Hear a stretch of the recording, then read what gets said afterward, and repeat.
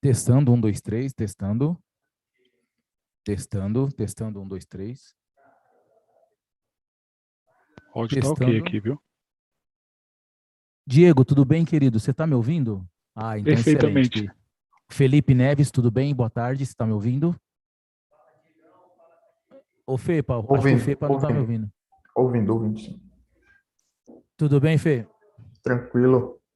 Excelente, então, tudo bem. Estamos testando. Tá, estamos testando, ó. Alô? Tá bom. É só aproximar bem próximo.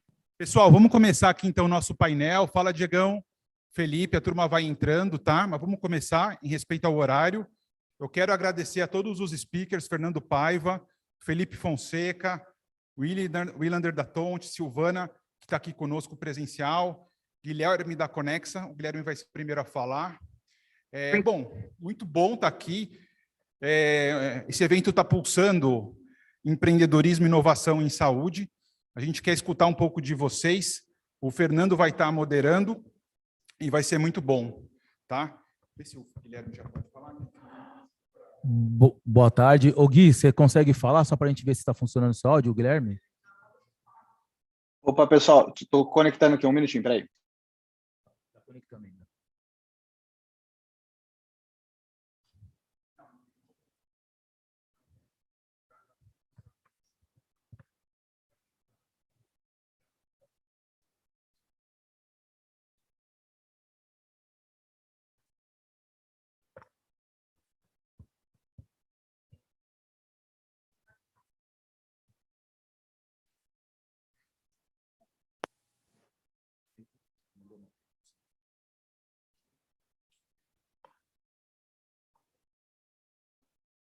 Opa, foi, agora foi.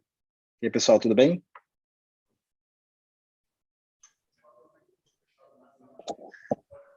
Tranquilo então, Gui? Excelente. Pode ir.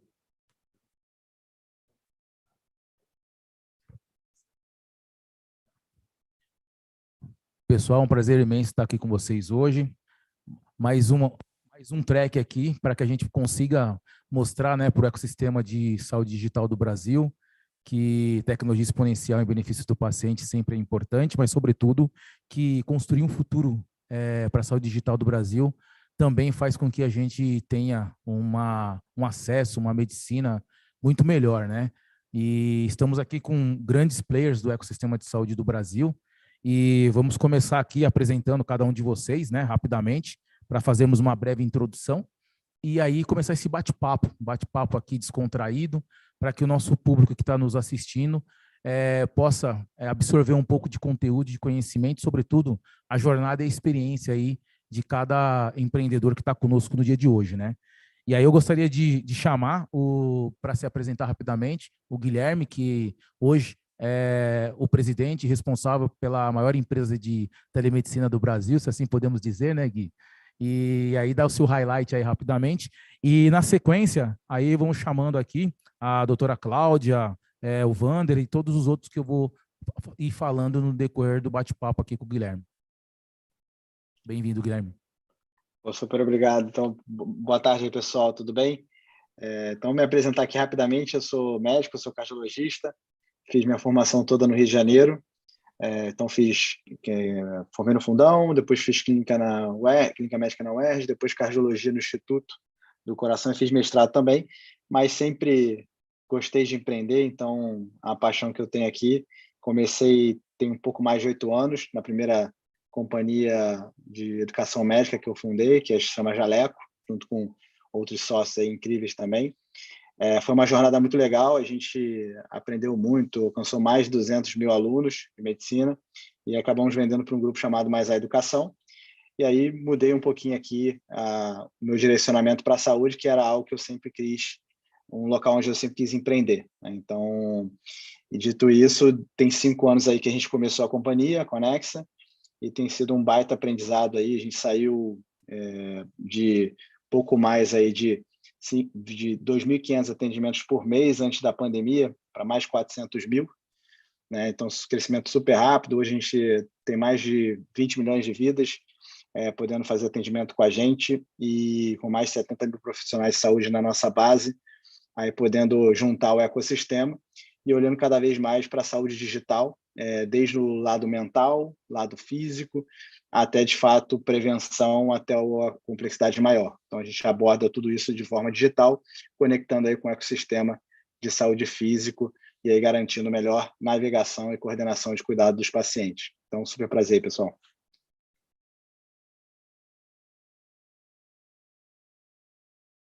Eu acho que eu não estou ouvindo aqui, não sei se está no mudo.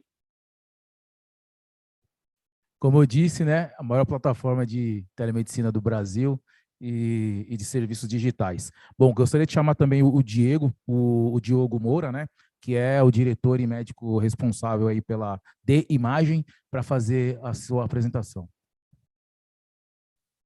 Olá, pessoal, tudo bem? Boa tarde.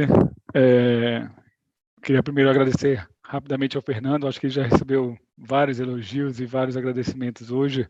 Eu sou um membro e aí um entusiasta aí da Health Nova já desde 2018, então acho que eu já me considero um dos veteranos aí nessa jornada.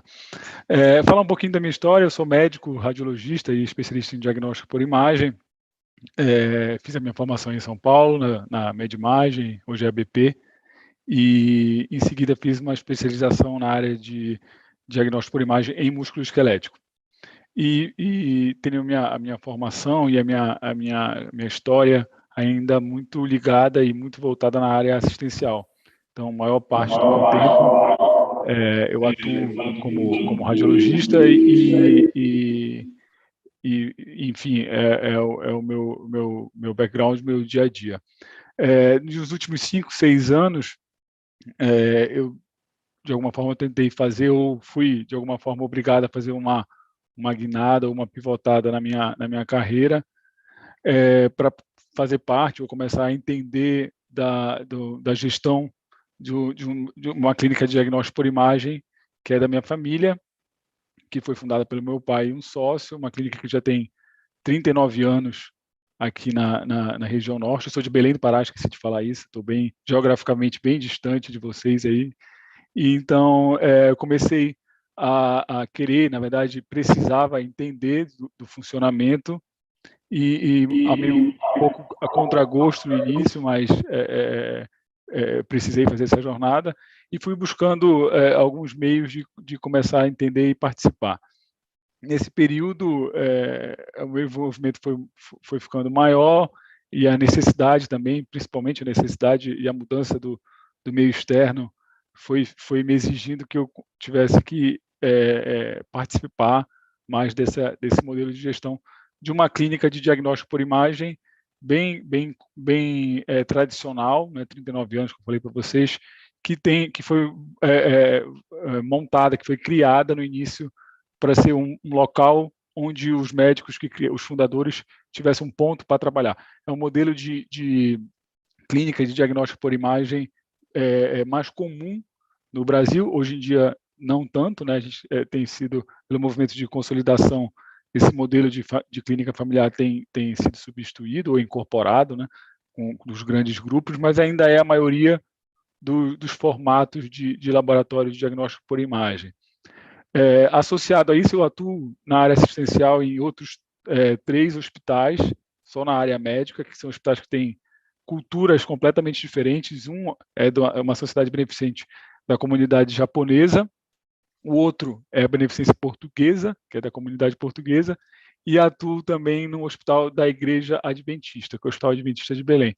Então, são hospitais que têm modelos de cultura completamente diferentes, são ecossistemas com demandas específicas, e então, de alguma forma, a gente tem necessidade aí de se ajustar e se adequar em todos esses cenários. Um modelo familiar, um modelo de culturas diferentes.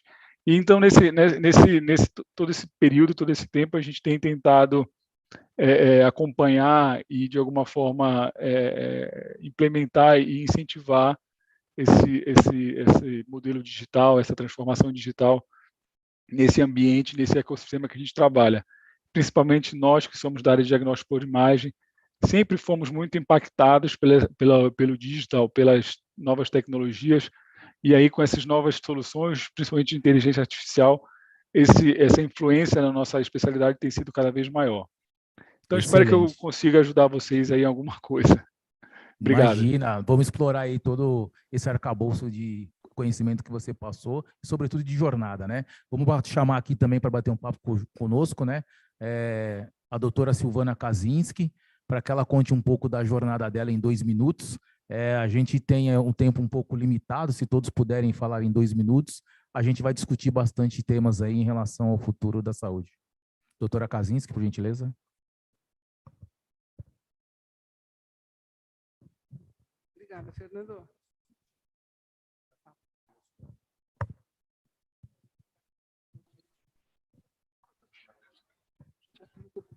Obrigada, Fernando. Então, é o seguinte.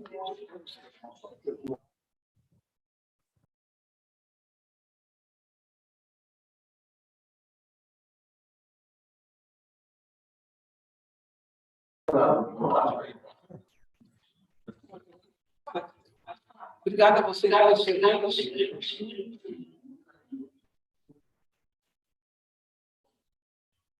Então, vamos devagar.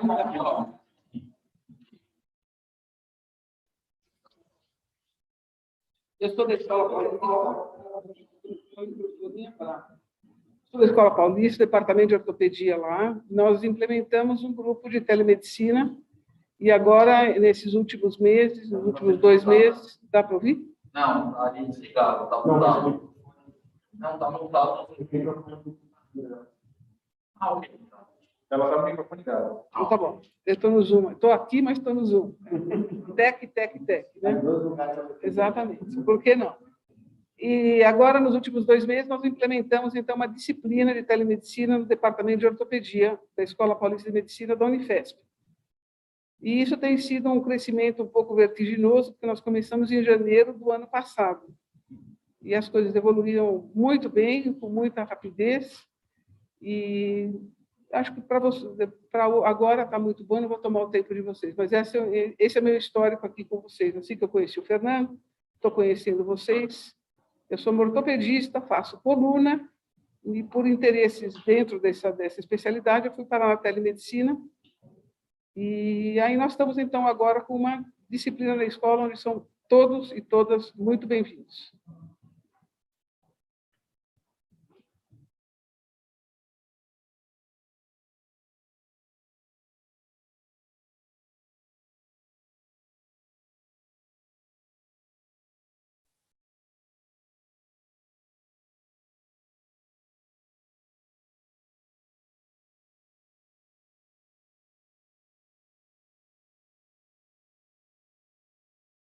Pessoal, a gente não está ouvindo vocês aí, não.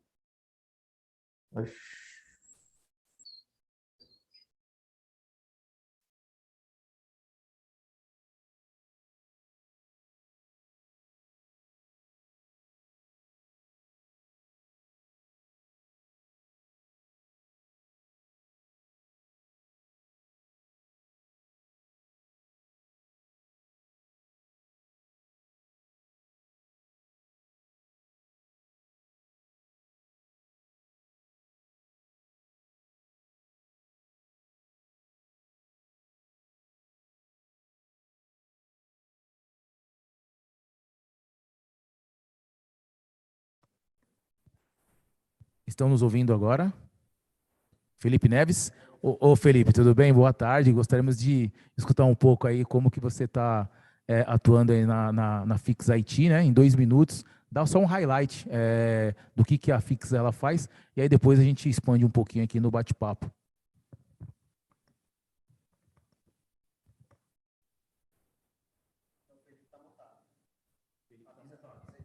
Felipe está mutado.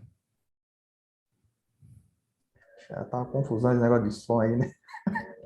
Boa tarde, pessoal. Desculpa aí a falha técnica. Obrigado pelo convite. É sempre um prazer estar aqui falando aí com tanta gente boa. Eu sou fisioterapeuta de formação, tenho aí 15 anos de formado, e a Fixit ela tem um desafio hoje, que é disseminar a tecnologia 3D, né, através das imobilizações articulares. Então, a Fixit hoje, ela, de forma escalável, criou uma plataforma SaaS, onde licenciamos players da saúde em diversos locais do mundo. Claro, cada um tendo sua própria impressora 3D, para eles mesmos fabricarem a própria imobilização, né? Então, ao invés de depender da máquina para escalar, eu só criei realmente uma plataforma, um software, e por ter várias impressoras espalhadas aí, nós criamos fix points para imprimir e oferecer isso daqui lá para o paciente, seja lá na ponta do hospital, seja na clínica, ou seja no consultório. Então, hoje já em todo o Brasil, alguns países da América Latina, já África, Europa e América do Norte, já se espalhando aí, temos uma baita oportunidade de liderar esse mercado aí nos próximos anos. Também gostaria, então, de chamar aqui no nosso bate-papo, para compor o nosso bate-papo, né? Eu vou até pedir ajuda dele para poder soletrar o nome dele, se é Wilander Reis. O Wilander Reis, né? É um pouco diferente, me perdoe, eu não tinha acostumado a falar esse nome. E falar um pouco da sua empresa lá, da Town de Soluções, em 2 minutos, e aí depois a gente explora mais um pouco. Boa tarde, pessoal. Gostaria... Tá certo, falou certíssimo, parabéns. O Will, para ficar mais fácil, tá, pessoal?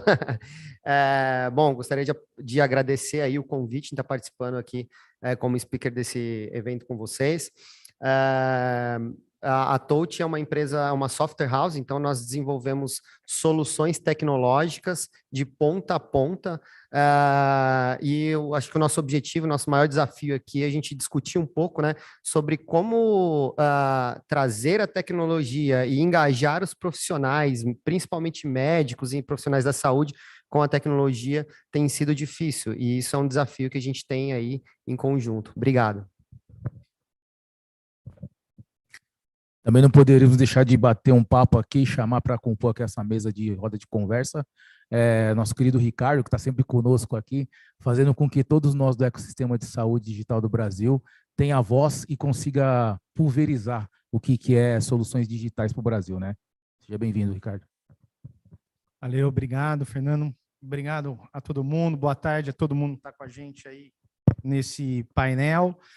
E para isso e outras as coisas, existe a TV Doutor, que é uma plataforma de comunicação em saúde, hoje espalhada por todo o Brasil e também na África, né? Expandimos aí durante a pandemia.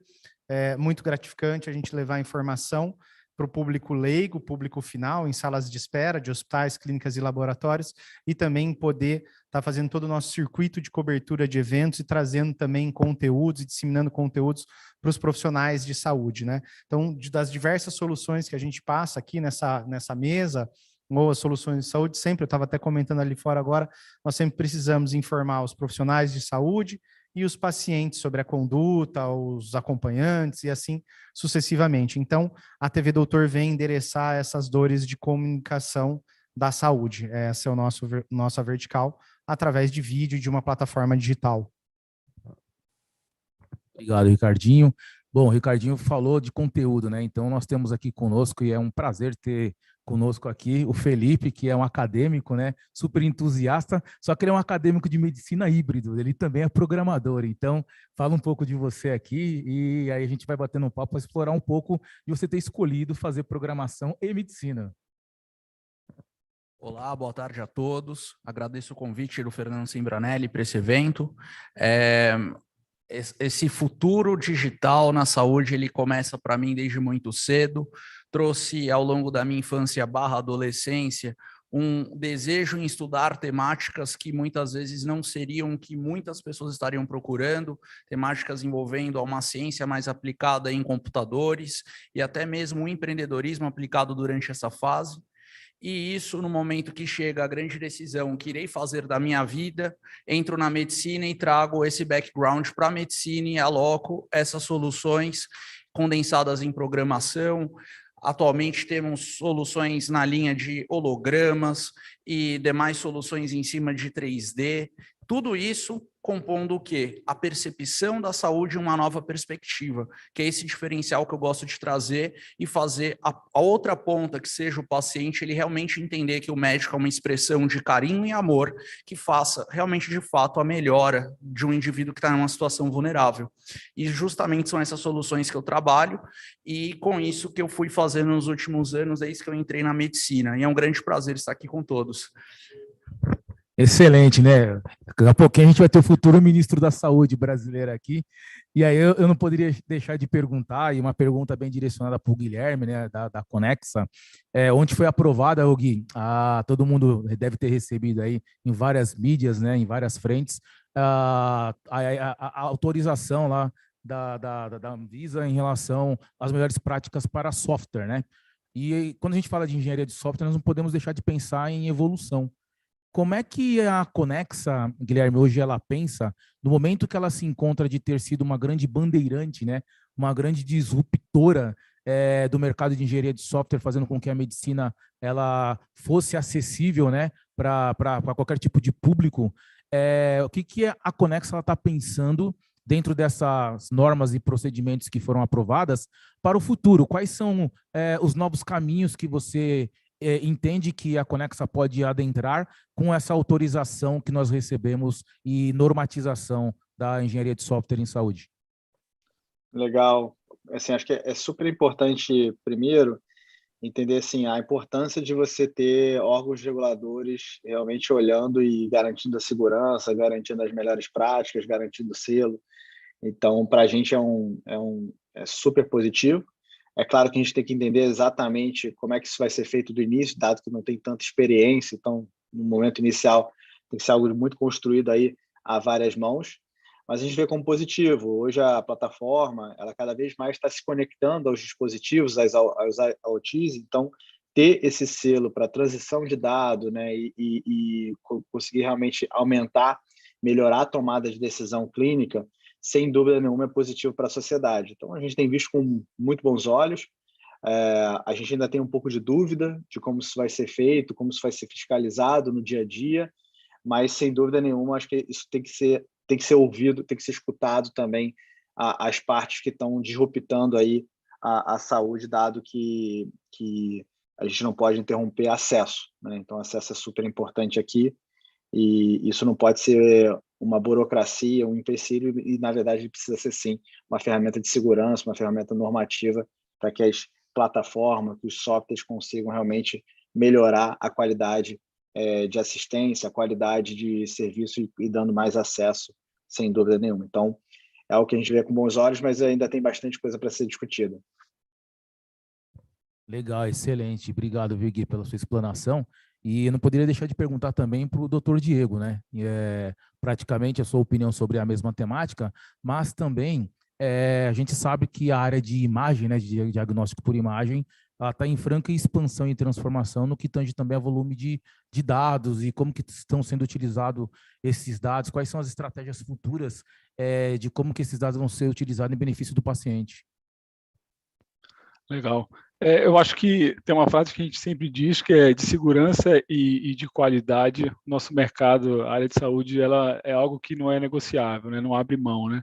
Então, a gente sabe que quem está no dia a dia e as normas de acreditação elas nos exigem bastante a ênfase nesses pontos de segurança e de qualidade para que a gente consiga gerar eu entregar um valor aí para o nosso cliente, né, o nosso paciente. Eu não gosto muito do termo cliente, mas o nosso paciente aí, que é o nosso objetivo final. E nós que somos da área de diagnóstico por imagem, sem dúvidas, já sofremos e estamos sofrendo o impacto dessas mudanças e dessas ferramentas de gestão ou de aumento de acesso a um dado com qualidade, a um dado que nos entregue uma informação que de alguma forma entregue um valor para o paciente e, claro, para o médico também. Então, eu acho que a gente tem evoluído bastante quanto a isso. Eu vejo a questão da interoperabilidade ainda uma dificuldade muito grande. Acho que já evoluímos bastante quanto a essa questão das APIs e das integrações entre os sistemas para que a gente possa compartilhar esses dados e esses dados sejam utilizados de maneira eficiente. Eu acho que essa semana teve um case, se eu não me engano, da BP de São Paulo com outro serviço que conseguiu, de alguma forma, verticalizar e integrar esses dados e aí gerar um valor. Eu acho que a gente está numa fase onde a gente está com uma quantidade de dados muito grande e aqueles conceitos de data lake, eu confesso que, de alguma forma, eu me preocupo um pouco com o que a gente vai fazer com essa quantidade de dados. É claro que as empresas grandes, os grupos consolidados, de alguma forma, estão tirando proveito e gerindo bem esses dados, mas eu ainda confesso que acho que a gente precisa mais de soluções práticas para a utilidade dessa quantidade de dados, que realmente ela é interminável, né? É infinita. Então, eu vejo que a gente ainda tem que evoluir bastante com essa questão do analytics, do pós-coleta desses dados, e eu pontuo também a questão da interoperabilidade e a mudança de mindset, tanto dos prestadores, das empresas, dos clientes, quanto principalmente das grandes empresas que, de alguma forma, estão na frente, estão na criação dessas soluções e no manejo desses dados. Excelente, doutor. Eu gostaria de estender também, quase que praticamente a mesma pergunta também, indo para o lado da academia para a doutora Silvana Kaczynski, porque é o celeiro de formação aí da juventude, como tem o Felipe aqui, médico ainda, mas está em formação, ainda não é médico, mas está em formação. E qual é a preocupação que a academia tem sobre essa temática e o grau de importância que a academia ela consegue aplicar esses tipos de regulamentações, normatizações que saem e que, por vezes, não está implícito na grade curricular e que, de certa forma, é fundamental quando o aluno ele vai para o fronte de combate ali no dia a dia das empresas. Qual é a sua percepção e qual seria o papel da academia, das universidades, em relação a esses tipos de normatizações?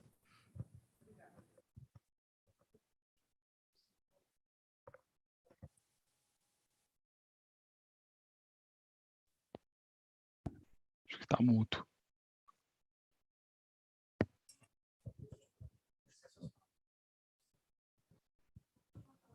Dá para falar?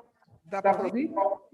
Daqui a pouco eu tô... Não tem problema. Não tem problema. Fernando, muito obrigada. Eu chamo o Fernando Paiva, do meu CEO, porque ele cuida agora do nosso segundo curso de telemedicina. O primeiro foi um pouquinho uma surpresa para nós, foi enorme. E agora eu estou preocupada com, eventualmente, como é que vai ser esse, então eu chamei o Fernando para fazer a gestão e a governança do nosso curso. Do que se trata esse curso? Curso de telemedicina, mas eu estou dando, como diz o Diego, muito, muito corretamente, gostei muito da fala dele, nós estamos dando uma atenção enorme ao problema, eu vejo como problema, tá? Por causa da falta de conhecimento, para usar uma palavra mais pesada. A falta de conhecimento do que se gera quando se tem um consultório, um day clinic, um hospital pequeno, um hospital grande, não importa, mas o médico e o entorno do médico não tem ideia do que acontece quando se tem uma consulta. E você não faz uma consulta por dia, você faz ou 30, ou talvez 40 consultas por dia. E quantas você faz por semana? E quantas você faz por mês? E se você analisa o que você faz com os dados que são gerados, que são muitos. E eu sou ortopedista, então eu tenho imagem, e eu tenho um prontuário, e eu tenho anamnese, e eu tenho o parente que está do lado que faz questão também de dar um palpite, e assim vai. E eu tenho, então, os dados demográficos, eu tenho os dados sociais, eu tenho os dados clínicos, eu tenho os dados cirúrgicos, eu tenho o intraoperatório, que as pessoas esquecem, mas ele é fundamental para nós que estudamos risco, que estudamos infecção no pós-operatório. Foi assim que eu vim cair aqui da nuvem, tá? Foi por causa da infecção no pós-operatório, que me fascina, mas são muitos dados. Então, o que meu colega faz quando ele vai montar, o Felipe, vai montar um consultório com telemedicina? Esse consultório é caro, ele é muito caro, ele é muito sofisticado, você precisa saber muita linguagem para fazer um consultório de telemedicina. Então, a secretária tem que ser treinada toda semana. E por aí vai. Então, o que eu tenho abordado, tanto no primeiro, em junho do ano passado, como nós vamos abordar com mais ênfase agora, nesse aqui. Para quem esteve comigo, já participou, e eu espero agora convidar vocês que não estiveram, estão formalmente convidados para palestrar, o Guilherme com essa plataforma espetacular que ele tem, e o Diego especialmente porque eu agora estou trabalhando, eu gosto de agregar, então eu estou trabalhando agora com o pessoal do DDI, da escola, o pessoal do professor Itamar Abdala, o Felipe, um pessoal maravilhoso, e eu gosto de trazer esse tipo de conhecimento para perto de mim. E ele, bom, o pessoal médico e o pessoal não médico têm sido igualmente generosos com o seu tempo. Nós vamos abordar o quê? Especialmente uso, manipulação, gestão, governança e compreensão do que são dados. O que se faz com dados? Você vai estruturar, não vai estruturar, vai jogar na nuvem, pagar aluguel. Quanto de aluguel você vai pagar por dia, por ano, por semana? Ninguém tem a menor ideia. E eu gosto de abordar o que eu, na minha ignorância, o que eu acho que as pessoas não conhecem. As pessoas são meus colegas. Depois nós vamos abordar, de novo, já pela segunda vez, bastante sobre finanças. Então, o colega sai, vai montar seja o que for, sua clínica, seu hospital, não tem a menor ideia do que se trata, onde vai pegar dinheiro, não vai pegar dinheiro, vai usar da família, como é que vai fazer o dinheiro durar por um ano, depois vai começar a ganhar dinheiro, depois para não perder, como é que faz? E assim por diante. Nós vamos ensinar, espero, né, bastante sobre gestão, sobre governança. E eu acho que esse entorno da telemedicina, da telesaúde, é tão importante quanto você aprender a gerir as suas salas com os seus pacientes. Porque se você não conhece o entorno, a parte de dentro também não vai estar dessas coisas. Então, nós tivemos uma sorte enorme que a direção da escola, a diretoria da escola se interessou. E muito. E foi essa força que eu tive para poder montar a disciplina. E tenho colegas na escola que montaram um serviço extraordinário, que é o pessoal da psiquiatria, mas somos só nós, né? A psiquiatria não está no Hospital São Paulo, não está no quadrilátero da Escola Paulista, e hoje, por enquanto, quem está lá é ortopedia, acreditem vocês ou não. Mas tudo bem, a gente tem boa vontade, e o mais importante de tudo é saber chamar quem sabe, né, Diego? Né, Guilherme? Tem que saber quem sabe. Então, isso é uma coisa que eu gosto muito de fazer. E outra coisa que nós vamos fazer também é uma mesa redonda, grande, com o que eu chamo dos meus luminares. Nós vamos estudar, vamos conversar sobre os novos rumos da educação na medicina, que eu acho que tem tudo a ver com o que a gente apresenta, tanto na disciplina quanto no curso. Quem foi um grande apoiador, mas desde o primeiro, segundo, foi o Marco Bego, do HC, do Inova HC, e, através dele, o professor Thierry, que já estava falando sobre isso com o Marco, e foi muito gentil e disse, não, vamos lá, vamos participar com você, não me conhece, de uma gentileza extraordinária, vindo de quem vem, e com isso tem o apoio de gente que eu conheço há muito, não vou dizer há quantas décadas, tá? Porque não fica bem para mim, mas há muito tempo. E esses senhores, essas senhoras estão nos apoiando muito, e eu estou muito contente. Então, é isso que nós abordamos lá na disciplina, junto com toda a formação em telemedicina que tem que se ter, mas em tentar mudar a grade, que é o que a disciplina vai fazer, vai trabalhar com a grade, para melhorar a compreensão do aluno que sai agora, da aluna que sai, do mundo de hoje, né? Porque a educação parou em 1940 e nós queremos tentar chegar em 2022. Eu sei que é um passo um pouco maior do que a gente tem perna, mas com a ajuda de todos vocês em volta, alguma coisa nós vamos fazer. Obrigado, doutora Kaczynski. Nós temos um especialista em comunicação aqui, né? Comunicação e geração de conteúdo. E todos nós sabemos que um dos gargalos que existe, né, quando você tem um ecossistema disruptivo, é treinamento. E porque você tem muitas soluções novas, né, que as pessoas estavam acostumadas de maneira funcional ou não, trabalhar no mundo analógico e, de repente, do dia para a noite tem que atuar no mundo digital. E aí uma pergunta que eu faço para o Ricardo, que está nesse universo aí há muitos anos e que vivencia, sobretudo, no universo de saúde, né?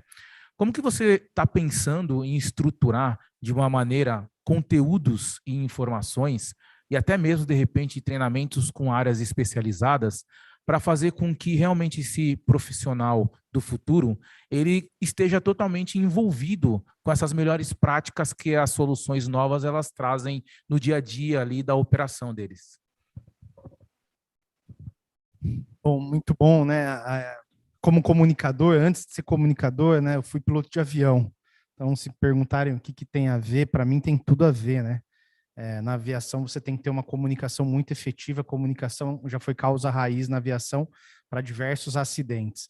Assim como hoje, traçando um paralelo, né, segundo o Joint Commission, 70% dos eventos adversos na saúde provém de falha de comunicação, seja ele entre a causa raiz, né, a principal causa raiz vem da comunicação, 70%.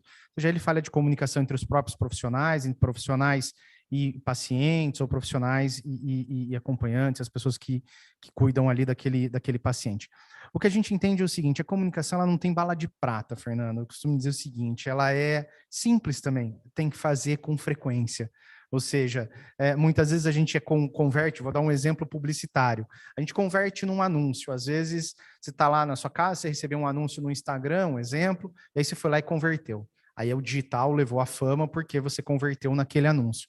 Só que, na verdade, antes de você converter naquele anúncio, você já viu um outdoor daquela marca, você já pesquisou sobre um exemplo. Recentemente comprei uma raquete, por exemplo, de beach tennis. Então, eu já estava pesquisando, aí eu já vi influencers, aí você já viu diversas situações, e aí você foi lá e converteu no anúncio. Então, o que eu quero dizer? Primeira coisa, a comunicação ela é multifacetada. Então, é muito importante que as pessoas tenham isso em mente. Não é uma situação que vai resolver, é um conjunto. Assim como, sempre comento, falaram para a gente quando a gente era criança, olha, escova o dente, lava a mão. Quantas vezes falaram isso até isso virar um hábito? Então, o que eu vejo hoje é que o nosso papel é um papel como um ecossistema. Então, hoje nós estamos trazendo a todos os nossos clientes já parcerias com cursos ou parcerias com profissionais que falam que a gente tem o objetivo de instruir, levar cursos tanto para secretárias como cursos para os próprios profissionais, porque é um desafio treinar todo o time. E a gente sabe os desafios hoje de liderança em relação a turnover, seja da secretária, do administrador, às vezes até de um corpo clínico. Então, a estruturação da comunicação, a primeira dica que eu tenho a dar, ela tem que ser perene, tem que ser feita com constância. É muito importante isso. A TV Doutor está baseada nesse sentido, por isso que há 6 anos a gente produz conteúdo mensalmente baseado pelo calendário da saúde e datas especiais tocando nesses pontos. Cada vez que a gente vai evoluindo, por exemplo, vocês estão falando aqui, né, nós estamos falando sobre a questão da lei dos softwares, aquela coisa toda. Assim como a gente tem toda essa questão de LGPD, da segurança de dados do paciente, que ele nem sabe. Se a gente entender que pacientes classe AAA e bem instruídos reclamam de ter que por várias vezes dar a sua identificação numa unidade de saúde para tirar sangue. Então, qual é seu nome, né? Nome e CPF, você é você mesmo. Então, passa pelo atendente 1, pergunta, pelo 2 pergunta, pelo 3 pergunta, pelo 4 pergunta. Agora, se ele entendesse que aquilo é para a segurança dele, ele não iria reclamar. Então, o que a gente entende é que o mais importante da comunicação não é a bala de prata, é a periodicidade. Então, é isso que eu tenho a dizer para vocês, ou seja, o curso que a doutora está falando, é muito importante, o curso também, que ele consiga atingir esses profissionais, que esses profissionais consigam educar os profissionais deles. E depois, quando ele tiver um turnover, que ele consiga fazer com que aquilo eduque os profissionais do turnover dele, e assim sucessivamente. Então, tanto o objetivo com que a gente produza conteúdo prático e simples, a gente sabe, o profissional de saúde, como todo mundo, a gente é bombardeado por um volume muito grande de informações e que, às vezes, vídeos curtos com uma mensagem é melhor do que um grande conteúdo. São momentos e momentos. Naturalmente, tem um momento que eu estou aqui, eu quero me aprofundar, que vou ver 1 hora de aula desse conteúdo. Mas tem um momento que, às vezes, o que eu preciso é dar uma pílula para a pessoa pescar, né? Ou seja, um anzol para a pessoa, aí você pegou o peixe. Aí agora você vai na segunda linha de conteúdo de 5 minutos, depois de 10, depois de 1 hora. Então, é uma coisa de consciência. No avião, fazendo um paralelo, lá a gente sabe, como piloto, que não tem acostamento, vai descer. Então, todo momento, você está 5 minutos na frente do avião. Quem não está 5 minutos na frente do avião, está morto. Eu não estaria aqui se eu não tivesse 5 minutos na frente do avião sempre que eu estava ali atuando como piloto. Então, é uma coisa muito importante você antecipar, né? E isso é consciência. O paciente tem que ter essa consciência. O passo é a mesma coisa para a gente atrair um lead para um curso, ou para uma venda, ou para qualquer serviço. O primeiro passo é a conscientização. E no nosso papel é muito importante o básico. Paciente, você precisa ser protagonista da sua saúde. Você precisa estar atento ao que está acontecendo, porque senão ele não vai engajar em nada do que a gente está falando.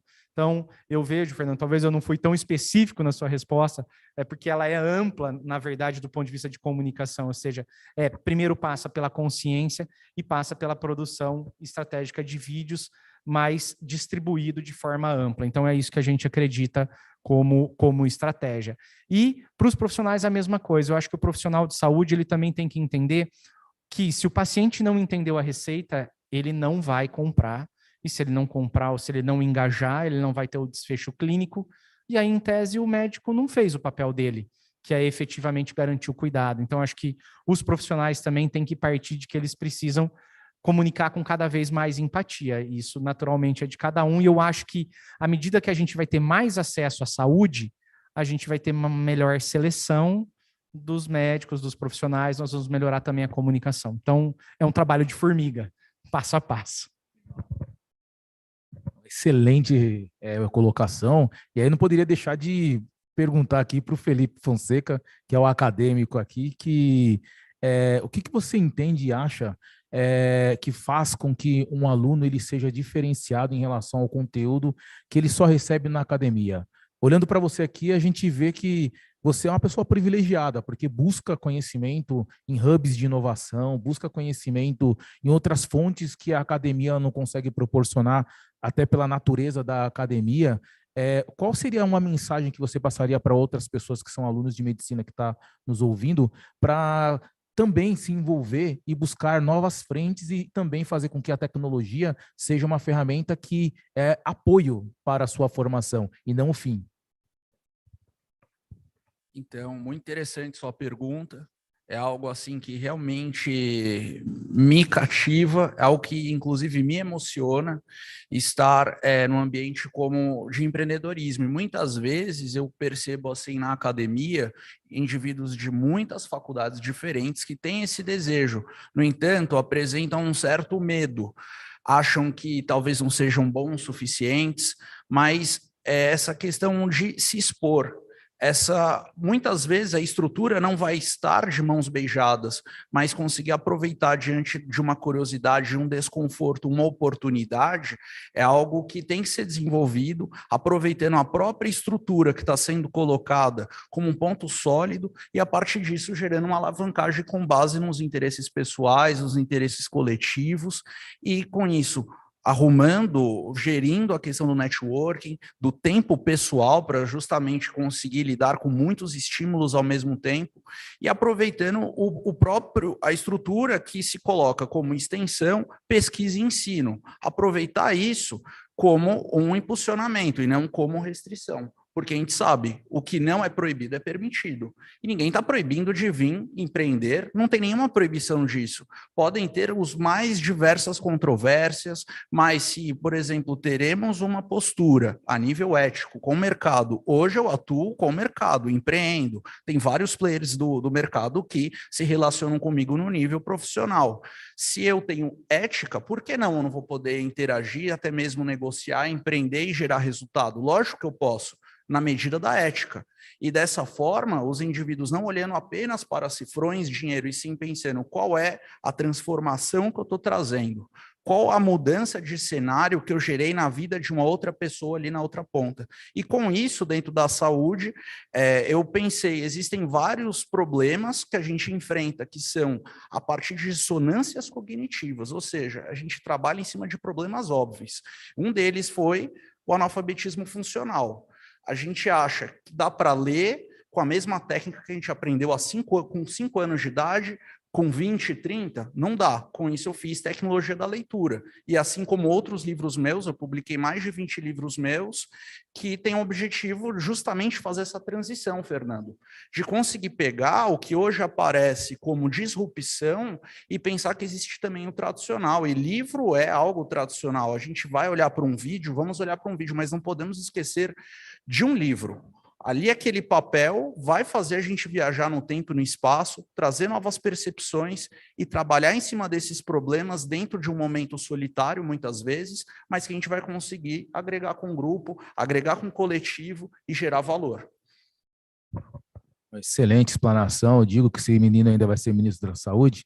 Eu gosto de trazer coisas novas e disruptivas, e não podemos deixar de falar do Felipe Neves, né? Que essa solução que você desenvolveu, incrível. Eu gostaria de saber de você, Felipe, como é que foi essa experiência de você ver uma solução que foi desenvolvida por brasileiros? Porque se fosse há uns 15 anos atrás, falar que um brasileiro conseguiu, num ecossistema bem tradicional de ortopedia, criar uma solução como você criou, como é que você conseguiu internacionalizar, mas, sobretudo, garantir o engajamento e a aceitabilidade, né, dos nossos pacientes aí com a sua tecnologia? Pô, bacana, Fernandão. Como você já mencionou aí, é um baita desafio empreender no Brasil, mas não adianta ficar chorando leite derramado aqui, porque somos vitoriosos só de ter a coragem de meter as caras aí. Cara, sua resposta vai trafegar por várias temáticas que foram faladas aqui pelos meus colegas aqui que estão dividindo a mesa comigo.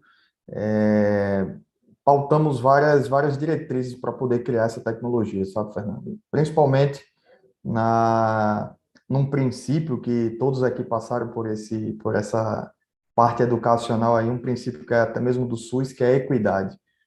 Então, nossa criação tecnológica, ela não adiantava nada ser criada se fosse a mesma coisa do que está sendo criado lá fora, uma tecnologia para poucos, uma tecnologia que custa, enfim, só a classe A teria acesso.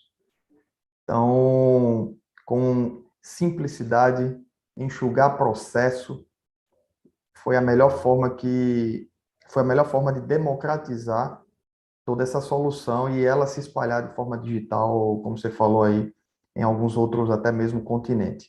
Então, hoje, poxa, nossas soluções não é o valor que elas, se eu fosse quantificar por valor o que ela agrega a um paciente ou até mesmo um profissional, eu estaria precificando como os meus colegas lá dos Estados Unidos, da Europa, que realmente acabam enfeitando demais o processo e acaba cobrando ali 400 euros por uma simples mobilização de punho. O quanto a gente aqui cobra R$300, R$350 na imobilização. E até mesmo em termos de custo é mais barato que gesso. Então, essa jornada digital, ela só foi possível, esse crescimento só foi possível realmente porque conseguimos enxugar toda essa máquina, toda essa operação e todos esses processos. Os pacientes adoram nossas soluções, gostam muito, foram os primeiros, na verdade, a adotar as soluções. Eu, como profissional, tinha meus pacientes, então os meus pacientes foram os early adopters da solução. Claro, necessitou nossa ida a São Paulo, né? Pelo meu sotaque dá para perceber que sou nordestino, sou pernambucano, radicado em Natal, e fomos a São Paulo. Enfim, a validação se deu na própria Escola Paulista de Medicina, veio o Albert Einstein, veio algumas Unimedes em termos de validação, e hoje já temos mais de 10 mil pacientes com as soluções da Fixit, e temos aí mais de 110 impressoras espalhadas. Isso aí estão lideradas, esses pontos de impressão, por médicos, fisioterapeutas e terapeutas ocupacionais. Já conseguimos sair em algumas matérias bem técnicas, científicas, dissertações, teses, e isso chancela para o profissional, né? Quando você tem estudos científicos organizados metodologicamente, saímos em revistas de ortopedia, em livros de ortopedia, como possibilidade terapêutica, né, de mobilização, tanto para fratura quanto para tendinopatias. Então, a jornada é muito linda de se ver, o propósito que foi criado é o que alimenta o dia a dia da gente. E era bacana ter um paciente para passar um relato deles aqui, porque às vezes nós alcançamos algo que nem imaginávamos, assim, foi minha melhor noite de sono, eu consegui dar banho na minha filha, algo que a gente não vai na validação ali prever isso daí. Então, a parte qualitativa e as emoções que nós causamos com a solução que foi criada ali foi foi bacana. Então, assim, ratifico muito tudo o meu xará falou aí, bem legal, e tudo que foi construído foi com base realmente na equidade. Por isso que ela conseguiu se espalhar.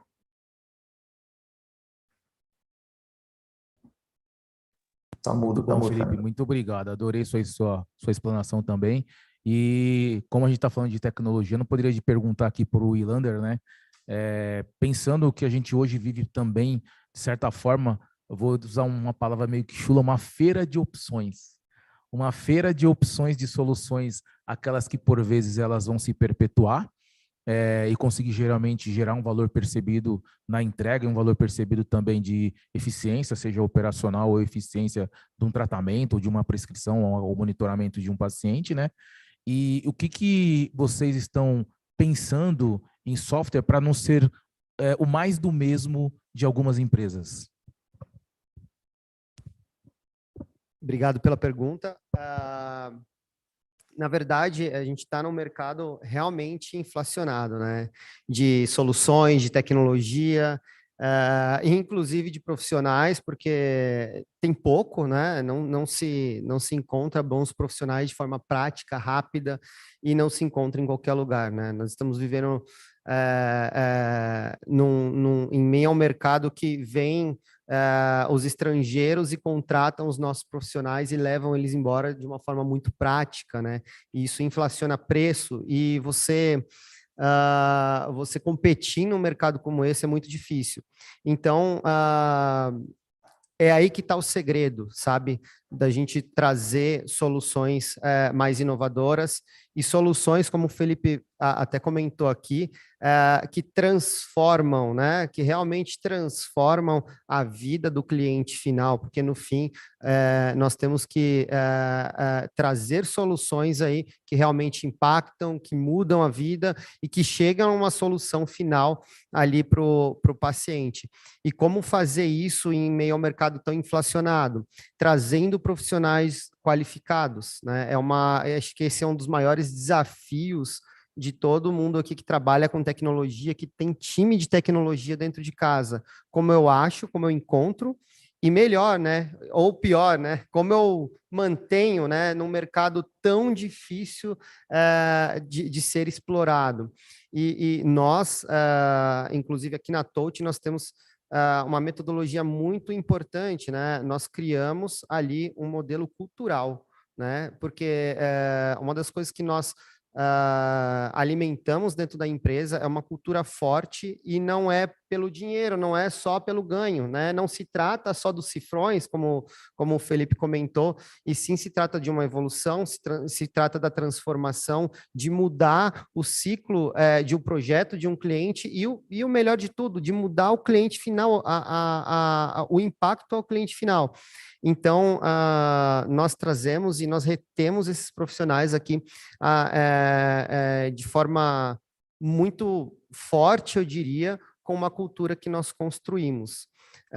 Nós também temos uma metodologia de buscar esses profissionais no mercado. Então, hoje a Touch ela busca profissionais que moram em comunidades. Nós vamos dar oportunidade para muita gente que não tem, dar voz para quem não tem, e isso traz cada vez mais uma cultura muito forte dentro de casa. Então, as pessoas querem ficar com a gente e não se trata só dos cifrões, mas sim se trata de uma boa experiência profissional e se trata da transformação de vidas, do indivíduo, das famílias e principalmente dos clientes que consomem aí as nossas soluções. Então, não sei se eu fui bem objetivo na pergunta, mas no mercado de tantas soluções, aonde que a gente se encontra aqui, né? É tão difícil de trazer essas soluções, mas eu acho que trazer profissionais muito bem qualificados, trazer referências de produtos do mercado, não só brasileiro, como de fora, que já está avançado, né? Nós estamos aqui numa jornada de trazer uma inovação para o Brasil, estamos bem adiantados, mas a gente tem que aprender muito ainda com os Estados Unidos e Europa, principalmente Estados Unidos. e trazer essas referências para dentro de casa, para que a gente comece a disseminar isso aqui, a digerir isso tudo, e o brasileiro também é muito criativo, né? Então, também colocar o nosso toque aqui de inovação, o nosso toque de modificação de tecnologias e de exploração, como o nosso amigo aí da mobilização, do produto da mobilização do braço trouxe, que é super bacana. Isso é a mistura de uma referência possivelmente de fora, mas com uma super estratégia brasileira, com uma super inovação dentro de casa, uma criatividade. Então, acho que esse é um dos segredos aí e de como a gente pode explorar melhor esse mercado, né, com esses profissionais e trazendo aí toda essa metodologia para dentro de casa. Muito obrigado. Não, excelente. Eu queria saber se o Guilherme ainda está por aí, né? O Guilherme Rabelo, que ele tinha um compromisso. O Guilherme, acho que ele acabou já saindo, né? Não dá para já ver. Ok, ele tinha um compromisso muito rápido. Médico é médico, né? Sempre tem os compromissos. Queria fazer uma pergunta que é um pouco mais abrangente para todos, né? E aí se sintam à vontade aí, cada um, para responder sobre essa pergunta, porque todos nós aqui falamos de maneira direta ou indireta sobre propósito, né? Porque quando você fala de que não é só pelas cifras, mas sobre tudo para gerar um impacto na vida das pessoas, né? Porque eu uso até um jargão corriqueiro, até publiquei alguns anos atrás e depois muitas empresas começaram a utilizar o meu slogan de que dados salvam vidas. E no final das contas, assim, todos os que estão desenvolvendo novas soluções por janelas de oportunidades, porque o Brasil, no meu ponto de vista particular, é um oceano de oportunidades para que a gente consiga gerar democratização, garantir acesso a uma saúde muito mais bem qualificada, uma saúde muito mais bem desenvolvida em benefício do paciente, né? E tudo isso não tem como nós não pensarmos em propósito, né? Eu queria perguntar de maneira individual para cada um, o que faz com que vocês levantem da cama todos os dias e continuem lutando nesse Brasil varonil que nós temos para tentar gerar uma medicina muito melhor? O que motiva cada um de vocês? A gente começa já essa análise com a seguinte perspectiva: quanto que vale um segundo da nossa vida? Eu acho que é justamente em cima disso que a gente trabalha. A cada segundo, o valor que aquilo realmente vale para aquela pessoa agora pode não valer nada, mas quando a gente realmente enfrenta situações que muitos de nós, mais a nível extremo, vale muito. Então, quando a gente percebe que o nosso trabalho vai gerar uma transformação e até mesmo fazer que um indivíduo ali na frente consiga ganhar a cada segundo que ele não teria, isso é algo que realmente motiva, que dá aquela vontade de levantar e realmente levar essa energia para o indivíduo, seja na forma de um conteúdo, seja na forma de um software, porque o grande objetivo é esse. Se alguém está sendo beneficiado, está tendo a sua vida expandida, isso é realmente empolgante. Então, é essa marca que eu tento levar em cada produto meu, em que eu sei que eu estou ali dentro, mas cada pessoa como um produto é uma experiência social, ela vai ter um relacionamento comigo e vai receber um pouco dessa energia. É isso que eu gosto de passar.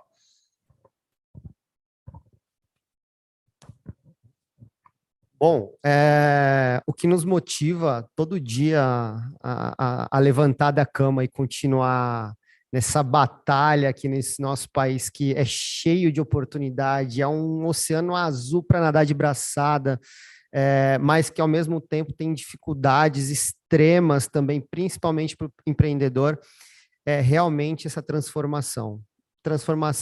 Nascemos para ter relações interpessoais com as pessoas, e essas relações elas podem se dar pessoalmente ou através da tecnologia, e essas relações é que acontecem e que trazem a transformação, é que trazem a evolução humana, é que trazem a evolução do indivíduo. Então, saber que a gente tem a oportunidade, né, de trazer o nosso conhecimento tecnológico, de trazer a nossa expertise para transformar ideias em cases reais, para transformar cases que já existem em cases melhores, é o que nos motiva aí todos os dias a levantar, enfrentar o gigante aí para continuar exercendo aí os nossos desafios. Legal, uma pergunta que, de forma muito simples, o que me motiva é empoderar pessoas para uma melhor qualidade de vida. Acho que quando eu me deparei com o problema da comunicação em saúde, eu sempre olhei da seguinte forma, a minha perspectiva. É tão básico, mas a galera não tá nem aí para isso, de certa forma. Ah, mas porque a gente ainda não tem infraestrutura, porque a gente tem outras coisas a melhorar? Pode ser, mas para mim, se 70% das causas raízes dos eventos adversos vêm da comunicação, por que isso não foi atacado tão simples? Porque é um fator social. Isso é sobre sociedade, isso é sobre a relação, né? Às vezes é sobre um médico ter que falar para outro, como um piloto falaria, olha, não vamos decolar, que senão vai dar problema. É que lá os dois vão morrer. No médico, em tese, os dois médicos não vão morrer, quem vai morrer é um terceiro. É um pouco diferente, então tem uma questão social. Então, o que me incentiva é mostrar o quanto é simples, através da comunicação, a gente melhorar a vida das pessoas. Com um simples aviso de, tipo, um bom para quê, uma informação, uma pessoa vai lá, faz um teste, observa que tem uma patologia, se cuida mais, ganhou, como o nosso amigo ali disse, vários minutos de vida. Eu costumo passar e só fazendo uma conexão com o que o Felipe Neves falou e com o que o cara que corta o cabelo que eu tenho há 20 anos, né, me disse. É o quanto você faz de diferença na vida das pessoas. Como ele falou, olha, não tinha como eu pegar, por exemplo, numa pesquisa ou naquela condição de validação, que o benefício do produto dele é uma pessoa poder abraçar uma criança. E o cara que corta meu cabelo há 20 anos disse o seguinte, né, ele me chama, a gente se chama de um apelido que chama aqui no teu Dandan, né, me chama, Dandan, eu estou com você em vários momentos importantes da sua vida. Eu falei, como, né? Pô, lembra quando você casou, você veio cortar o cabelo? Lembra como? Ou seja, ele não está lá só cortando um cabelo. Ele está lá no momento importante da vida de várias pessoas. E agora, pensem em vocês aqui, quantas vezes nós não fomos ao cabeleireiro, a um barbeiro, em momentos importantes. Vou fazer uma entrevista de emprego, tenho uma entrevista importante, vou para uma reunião de negócios importante, eu vou casar, eu vou no aniversário de um sobrinho. O cara que está lá só cortando o cabelo, achando que ele só está parando uma coisa que cresce, está totalmente enganado. Então, às vezes, o propósito que eu quero trazer é uma mudança de perspectiva de como a gente encara uma coisa simples. Eu tenho falado isso para o meu time e mostrado para eles as atividades mais simples da companhia. Eu tenho dito, galera, isso aí é tão importante, pode ser um arrasta e solta de um card, de um movimento de um cliente. Eu falo, isso eu faria se eu pudesse fazer, porque isso impacta em isso. Então, é isso. A gente está aqui pelo propósito de empoderar pessoas para uma melhor qualidade de vida. Agora, como? Um simples. Falando para se cuidar, falando para ela beber água, falando um simples. Então, eu quero também passar essa mensagem que é sobre ciência social e é sobre a gente pensar sobre outra perspectiva. Obrigado. É o seguinte, o que te faz levantar de manhã às 5 horas, todo dia, sábado, domingo, feriado? É o seguinte, eu trabalho no mesmo lugar, eu sou uma R35, como dizem meus colegas de residência. Nós estamos todos juntos até hoje, que é uma felicidade, se bem que infelizmente, o Hilário veio a falecer, era piloto. Hilário Boato era piloto, um cara formidável. Mas nós que estamos lá na escola, os residentes lá no top, nós os R35, que nós estamos muito bem, nós estamos há um belo número de anos no mesmo lugar, nós gostamos muito dele, e nós queremos justamente isso, que é melhorar a qualidade de atendimento, de vida, de resultado para o paciente. Mas, para mim, é muito importante fazer o mesmo pelos meus colegas, pessoal da enfermagem. E sempre tem uma novidade, né, Diego? Sempre tem uma novidade.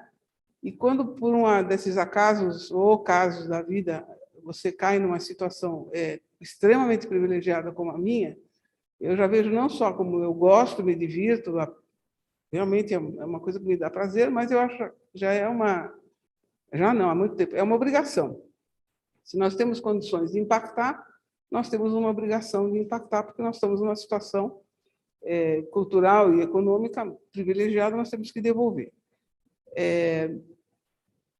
Aqui eu vejo, então, essa minha entrada em poder manipular um pouco a grade do aluno, eu vejo isso como de grande impacto, não para mim não só para o aluno, mas porque o aluno vai vir a poder fazer se a grade dele for impactada. Isso não existia na escola, era uma impossibilidade, mas a pandemia fez os horrores que fez e umas 2 ou 3 coisas muito boas ela fez. Ela mexeu com a sociedade, com as pessoas, com a economia, com o preço do açúcar, com o que vocês quiserem. E isso ocorreu por causa da pandemia. Quer dizer, essa mudança de mentalidade cultural na escola de medicina ocorreu por causa da pandemia. Então, é isso que me faz acordar 5 horas bem, né? Vou lá para a Vila Mariana, para a Vila Clementina, trabalhar com o pessoal do DDI, que é o Departamento de Diagnóstico por Imagem, pessoal do Oswaldo Cruz da Inovação, pessoal do HC do InovaHC, pessoal de Israel, de uma universidade fenomenal de exatas, e assim vai. Quer dizer, você tenta agregar e trazer para você que te falta, porque você não tem. E as pessoas têm sido muito, muito, muito generosas com o seu tempo, com o seu conhecimento. Então é isso aí. Doutor Diego, obrigado a todos que estão aqui no presencial, né? Que agora vivemos hibridamente. Fernando, sua pergunta é excelente. E eu acho que assim, todos nós temos praticamente um propósito em comum. Eu acho que a entrega de uma qualidade de vida uma boa experiência ou qualidade de vida para os nossos pacientes, sem dúvida, acho que é um propósito em comum que nós compartilhamos. E assim, é um privilégio poder ouvir a experiência e a vivência aí de todos.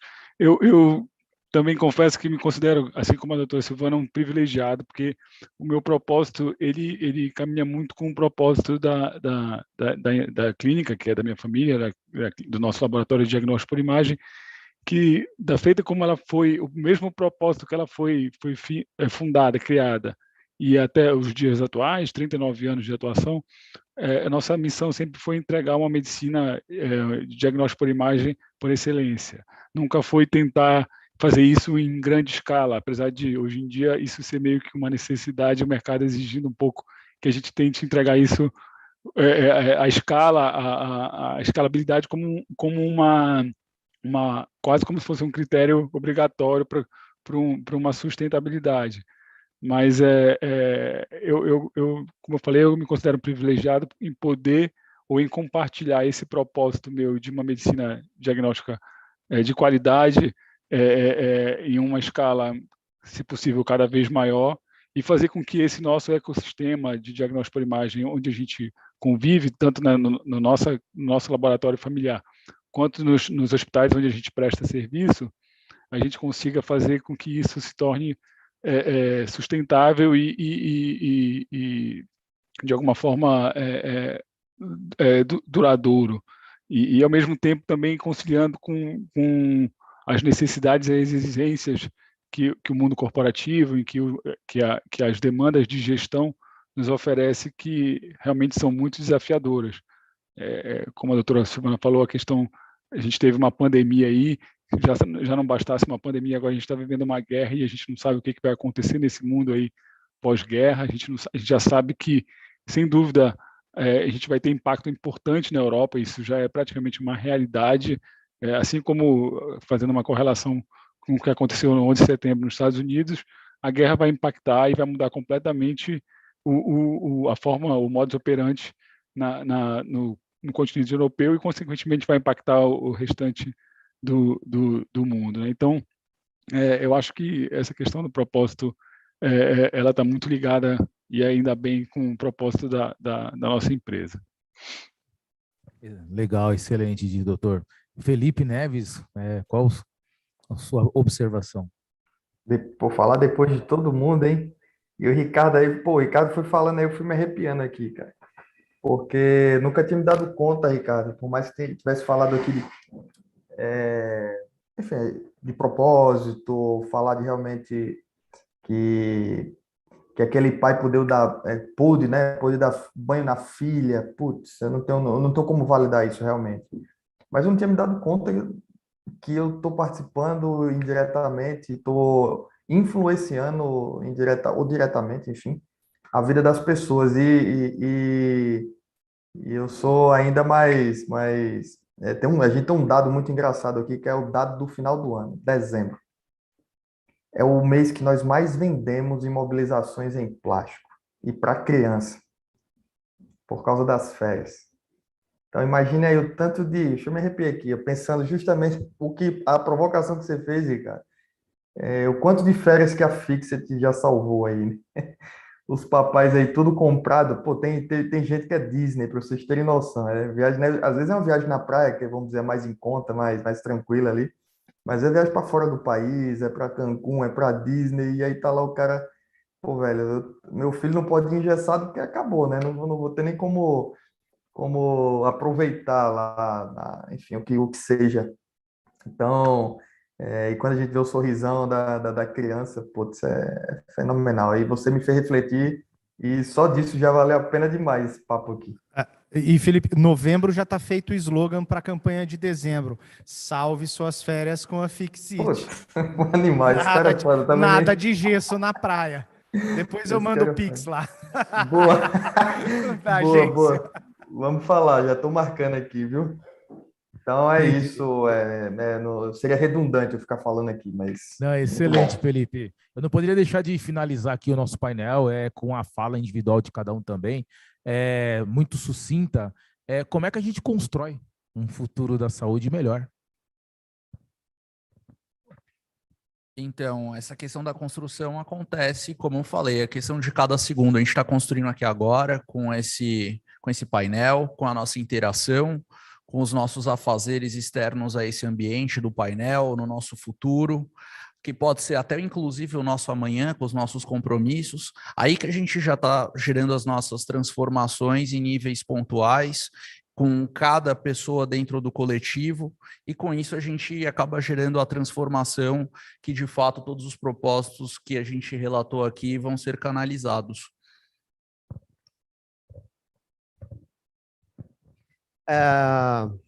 Acho que até complementar a isso, falamos de dados aqui, né?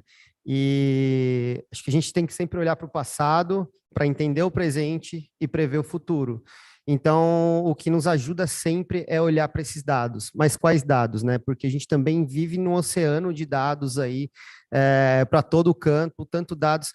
Então, assim, também entender quais são os dados mais relevantes, né? E o que impacta a pessoa, o que dá para tomarmos decisão, o que é relevante de fato, e o que nós possamos priorizar. Então, eu acredito que complementando toda essa parte humana, né, também temos uma parte aqui de negócio, que é uma parte de dados, e eu acho que isso pode contribuir muito, né, num futuro mais digital da medicina, num futuro mais analítico e também preventivo, porque a tecnologia também pode nos ajudar a trabalhar como preventivos aí. Legal, eu acho que o que a gente faz para construir o futuro melhor é juntos, cada dia mais e melhor, sem desistir, partindo do que a gente tem hoje, sendo prático, ou seja, realizando. Planejar é importante, mas fazer o jogo mais importante. Obrigada, Fernando, bela pergunta essa aí. Então, eu acho exatamente isso. Você tem que ter consciência do que tem, onde você pode impactar, e validar não é fácil, né? Validar não é fácil. Mas, por exemplo, eu trouxe para vocês, eu vou deixar com o Fernando, eu sempre faço isso, vou deixar disponibilizar eu fiz uma mini aulinha, por isso que eu estava no Zoom, pensei que ia dar para share, mas não deu. Mas eu ia falar do quê? Eu sabia que vocês iam falar de coisas bacanas, interessantes, e eu ia falar do chato, que é o seguinte: a globalização deixou muita gente para trás, especialmente em digital, em saúde, internet, etc, etc. Então, eu ia trazer para vocês, vou deixar com o Fernando, que é o programa da RU para a globalização do digital para o mundo, e da medicina digital acompanhando o digital. É chato para chuchu, então fica disponibilizado, ninguém precisa ver durante aqui a nossa conversa. Porque eu vejo uma coisa muito complicada, muito triste, que é essa estratificação social, econômica e digital, então ela é aberrante, que ocorre hoje abertamente no mundo inteiro. Eu primeiro me dei por conta o Diego faz parte disso, quer dizer, e o Felipe também. Os exames que nós poderíamos estar usando em ortopedia hoje, por exemplo, não vem mais para cá, é muito caro. Então, nós já estamos num patamar mais baixo, acabou. Isso não vai vir mais para cá. Então, em termos de diagnóstico, em termos de pesquisa, em termos do que vocês quiserem, nós já estamos estratificados. Tem inúmeras tecnologias hoje em ressonância, em CT, desculpa, TC, eu sou velho, então eu falo CT, não, é TC, que não vai vir mais para cá. Então, sabe, já cortaram a gente pelo tornozelo, não tem jeito, porque é um investimento que você precisaria para trazer esse maquinário todo, para que ele impactasse o Brasil, não dá mais. Então, acho que se a gente puder lutar pelo digital e não deixar que o país vá ladeira abaixo, mantendo o pessoal todo incluso na tecnologia digital, já é uma grande coisa. Então, acho que essa é uma obrigação nossa e isso é bacana. Doutor Diego?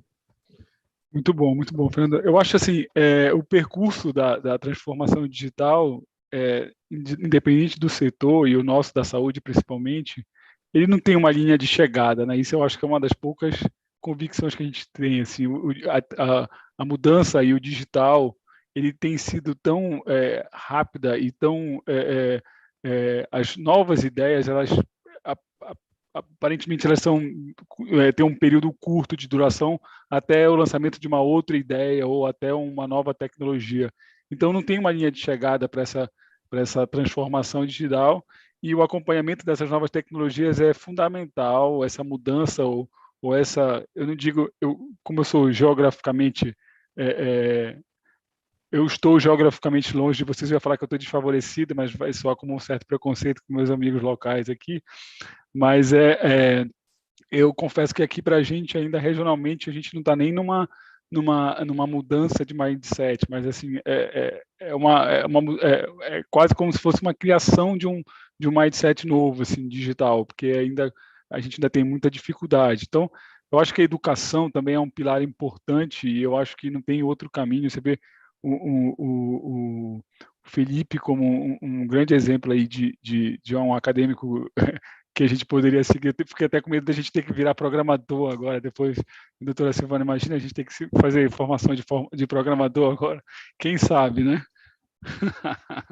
Então, eu acho que a educação, esses movimentos, como o movimento que o Fernando faz, da criação dessa hub, o Health Nova, que eu confesso que eu sou um usuário e um fã aí já de longa data, eu acho que são dessas formas que a gente consegue, de alguma forma, fazer com que a gente consiga essa mudança aí construa essa mudança e implemente essa mudança aí do mindset digital aí na saúde.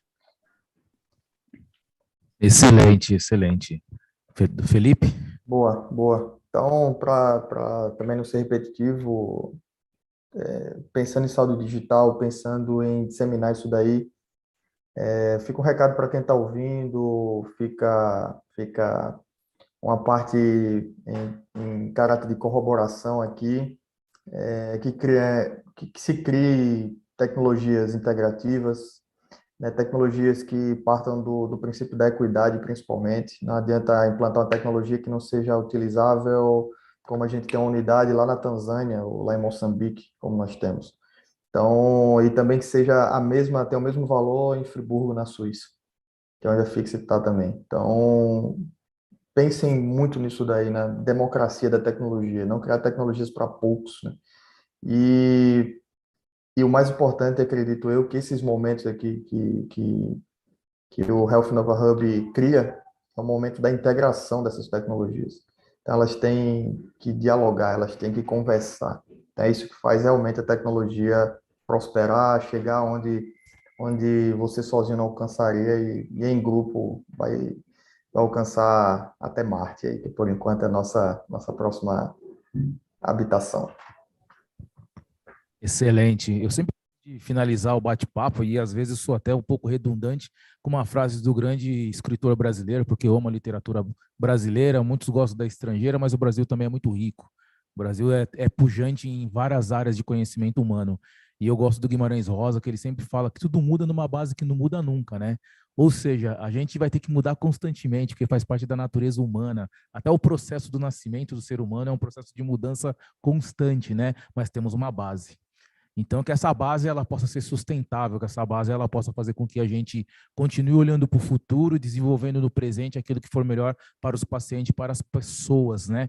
E tratar o ser humano como humano, né? Porque a gente vê um mundo tão complexo, então, com tanta pouca humanidade diante de guerras, de tantas atrocidades, né? Que a gente consiga ser profissionais, empresários, executivos, onde possa verdadeiramente nesse propósito da vida humana tratar a vida humana como humanidade. Então, aqui eu agradeço a todos vocês pela participação, em nome do Inova Hub, do Fernando Sembranelli, estamos aí até o próximo evento. Fiquem com Deus e um grande abraço.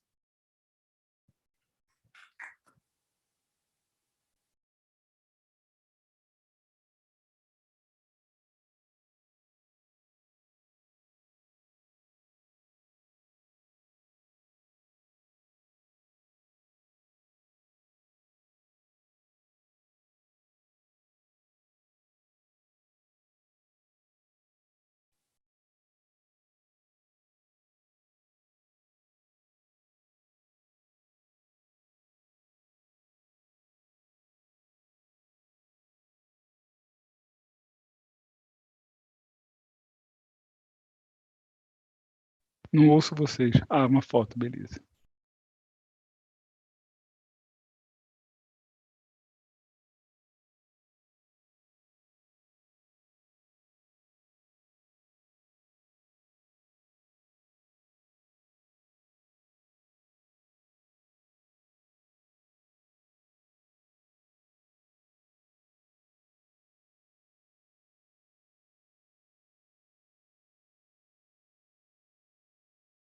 Obrigado, pessoal. Boa noite aí para todo mundo.